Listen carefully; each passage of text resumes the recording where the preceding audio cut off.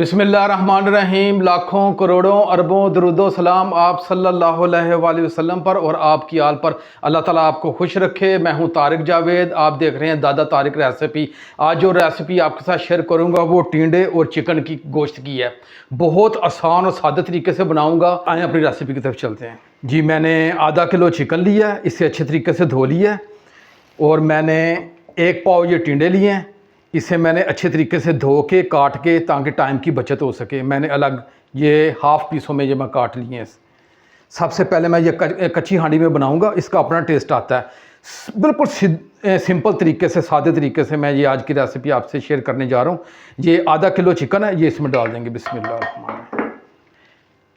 1 गिलास इसमें पानी डालना, सिर्फ 1 गिलास। 2 अदद मीडियम प्याज हैं, ये इसमें जाएंगे। बिस्मिल्लाह।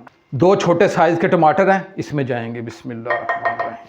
1.5 चम्मच अदरक लहसुन का पेस्ट है, ये सारी चीज़ें इसमें डाल देनी है। नमक है हाफ़ टी स्पून, सुरख मिर्च है half tea spoon, half tea spoon से कम है हल्दी, 1 टुकड़ा दालचीनी का, 3 अदद लौंग है, 1 बड़ी इलायची है, ये इसमें मसाले जाएंगे। बिस्मिल्लाह।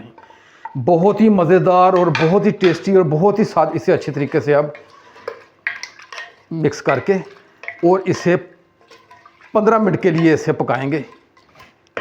इसका पानी खुश्क हो जाएगा, फिर इसे हम इसकी भुनाई करेंगे, फिर इसे टिंडे डालेंगे इसमें। अब इसकी इसे अच्छे तरीके से भुनाई करेंगे।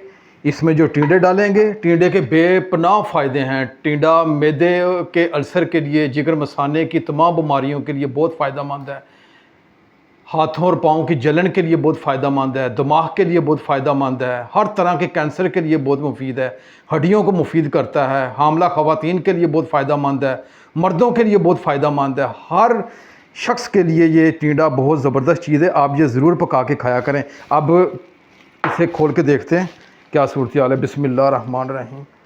ये नहीं जी, बेहतरीन हमारी शोरबा ये तैयार हो गया। अब इसकी थोड़ी सी हम बुनाई करेंगे। हाफ़ कप मैंने ऑयल इसमें डालूंगा। बिस्मिल्लाह, ताकि इसकी अच्छे तरीके से बुनाई हो सके। और 1 टीस्पून मैंने ये ज़ीरा ये डाल दूंगा। अब इसकी मैं अच्छे तरीके से बुनाई करूंगा।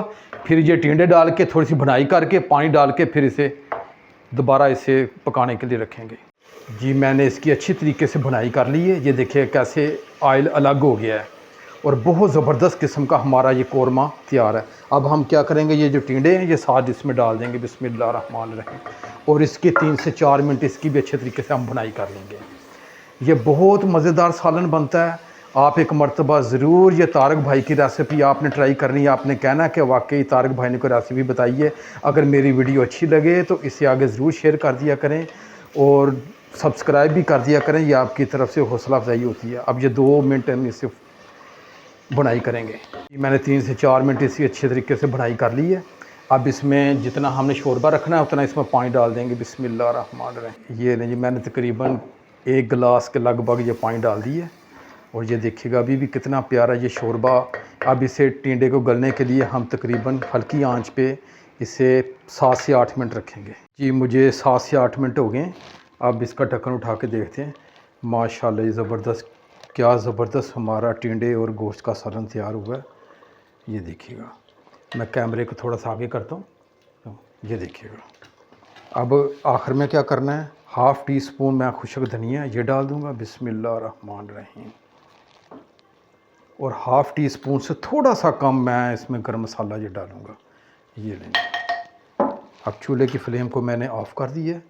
कच्ची हांडी में बहुत ज़बरदस्त किस्म का जायका आता है। अब इसे मैं डिश आउट करके आपको दिखाता हूँ क्या इसकी ज़बरदस्त इसकी खुशबू आ रही है।